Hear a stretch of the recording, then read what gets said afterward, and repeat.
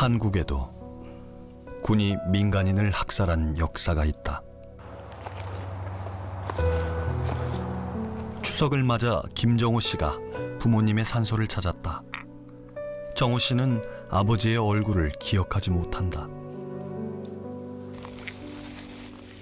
정호 씨가 5살 때 아버지가 실종됐다. 여기는 우리 어머니 묘고 저쪽이 아버지 가묘고.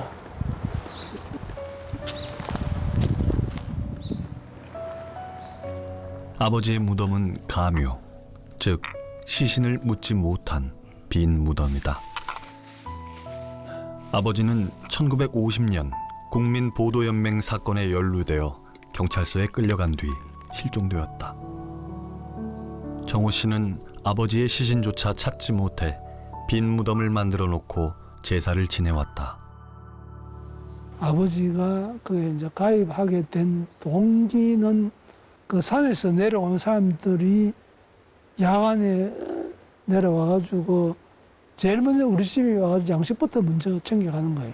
쌀과 뭐 된장이라든지 이런 음식을 제공했다 큰 그런 사유로 보도연맹 가입하면은 죄를 안 묻겠다.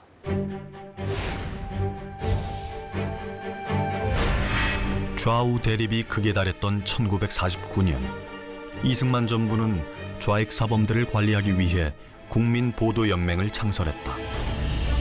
좌익 성향의 인사를 전향시켜 보호하고 인도한다는 취지로 만든 조직이 보도연맹이었다. 울산에도 국민보도연맹 지부가 결성되었다. 정호 씨의 아버지를 비롯해 수천 명이 보도연맹에 가입했다. 알치산이 산속에 있다가 저녁에 내려옵니다. 그 산속에 홀로 떨어진 마을에 있던 사람들을 모아놓고 밥이나 아니면은 무슨 공산주의 사상에 대해서 선전을 합니다.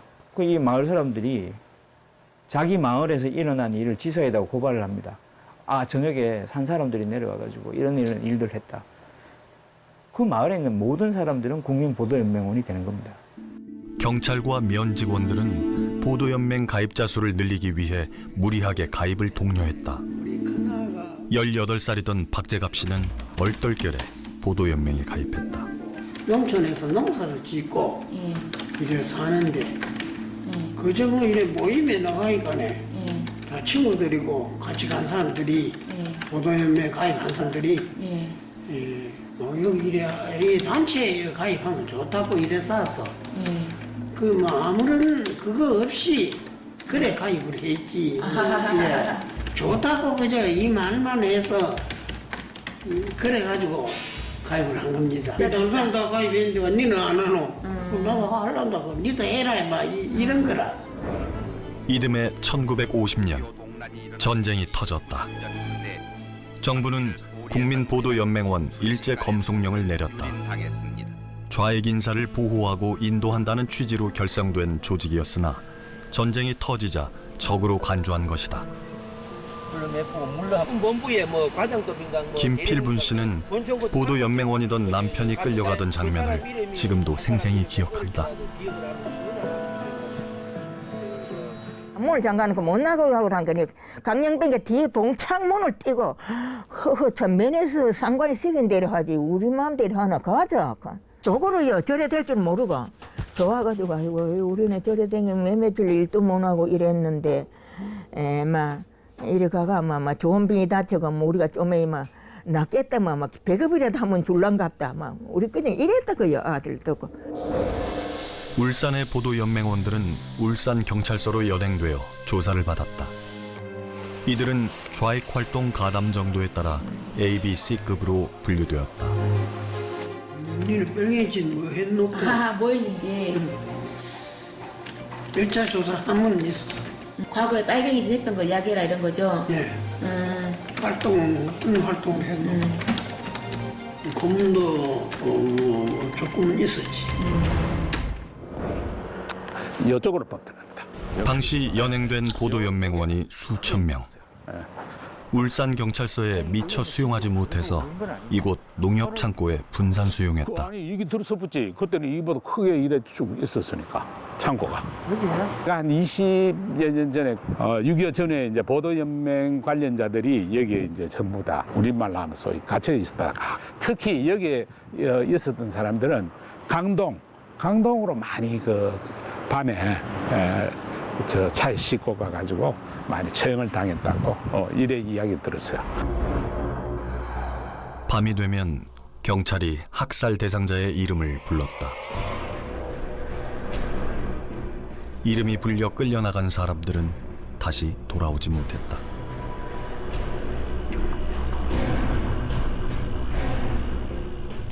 트럭을 앞에 대다 놓고 예. 그럴 때문에 불로 껐지 하며 불 끄고 밤에 밤에 예. 불 끄고 예.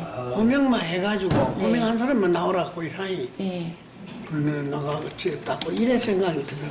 아 그러면 근데 차는 트럭이 밖에 소리가 계속 나고 와가 있으니까네. 아 이제 태워가는구나. 일부러 안 끌려가려고 소리 지르고 반항하고 이런 사람 없었습니까? 반응한 사람도 고용 있었어. 그죠. 있어도 안 돼서 막 대답도 안 하고 있어도 아, 결국 대답 안 했구나. 찾아내가지고 나가고 그런 일도 있었어.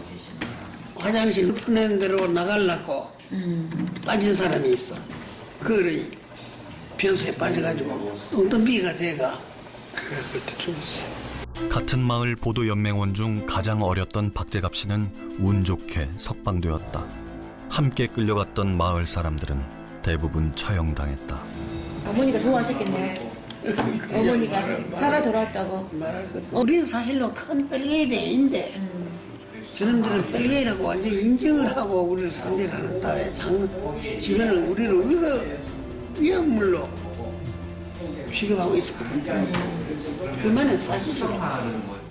4.19 혁명으로 민주정부가 들어섰다. 울산의 국민보도연맹 피해자 가족들은 태화강변에서 대규모 시위를 벌였다. 실종된 가족의 행방을 알려달라고 요구했다. 보도연맹원을 처형장으로 실어 나른 트럭의 운전사가 양심선언을 했다. 트럭 운전사의 증언으로 학살 현장이 드러났다. 대운산과 반정고개였다. 소문을 들은 피해자 가족들이 학살 현장에 몰려들었다. 그 당시 8월 21일, 22일 양일간에 걸쳐서 그 유골을 발굴했는데 구덩이를 파가지고 1차적으로 데리고 와서 몇십 명을 학살하고 그냥 그 흙을 약간 묻어놓고 그 며칠 후에 또 데리고 와서 그 장소에 또다시 몇십 명을 죽이고 그 3층으로 돼 있었다 그런 증언도 있었고. 발굴이 시작되자 참혹한 학살 흔적이 드러났다. 현장에서는 학살에 사용된 것으로 추정되는 탄피도 발견됐다. 억울하게 학살당한 유골이 발굴되면서 유족들의 비명과 울음소리가 대운산 골짜기에 울려 퍼졌다고 한다. 가족들이 다 웬만하면 다 와가 봤어요, 현장을. 그 처참하게 비할 바가 있고 그 참 내가 막 유족들이 통곡을 하고 울고 감지되는데 그 발굴 작업이 진행이 안 되니까 마이크로 가지고 일주일 동안 목을 쉬어가면서는 전부 다 발굴해보니까네 처녀들도 머리는 이만큼 처녀들도 머리가 나왔고 이 전부 다 양손을 철사로 갖다 묶어가지고 돌레가 되는 게 그냥 내가 짐작하기는 전부 다 개별로 묶고 줄은 거기다 연결해가지고 아마 그대로 그냥 밀어였지 않겠나. 지금은 치매로 기억마저 흐릿해진 차술래 씨. 당시 보도연맹 사건으로 실종된 남편의 시신을 찾으러 대운산에 달려갔다. 가서 보니까 이건 말도 안 되랍니다. 얼마나 시신이 처져져가 있는지. 그러니까 아예 막 처음에는 그거 하다가 던져놓고 가만히에다가 뼈를 있는 대로 다 주담아갖고 그거를 하는데 우리 엄마하고 우리 할머니가 며칠을 다니면서 그 산에 가서 그 시신을 파는데 아침 먹고 가면은 하루 종일 파고 해가 지면 집에 오는데 완전히 사람이 파김치로 돼가 하루 종일 얼마나 울어가 눈은 퉁퉁 불어가 있고 이 몸은 만신 차이가 돼가 그래 오면은 그래 많이 울고 와가 그날 그 했던 이야기를 집에 와갖고 식구들한테 해주더라고요. 그러고 또 다음 날은 또 가고.